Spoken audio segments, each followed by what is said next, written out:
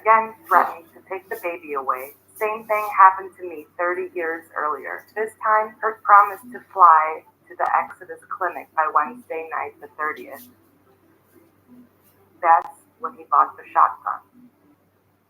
Originally scheduled for March 29th. Chris volunteered to take him to the airport. Kurt drove his Valent to Christ's and left it parked with a for sale sign in the window. Tom Grant and Dylan Carlson would later find the car parked in the same spot while trying to find Kurt. On the way to the airport, Kurt and Chris began to argue.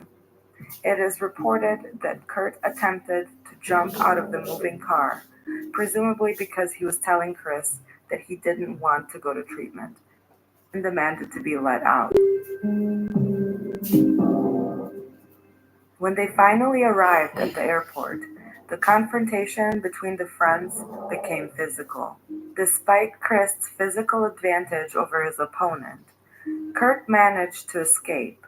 He charged to the exit, screaming, "Fuck you," or something to that effect. Shelley, Chris' wife at the time, says, Chris drove back to Seattle alone, sobbing.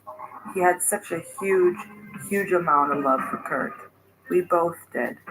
He was family to us. I'd known him for almost half his life. According to Cross, Kurt made several phone calls on this night, few to a psychiatrist, and at least one to Rosemary Carroll, his attorney. Carroll told him he had options,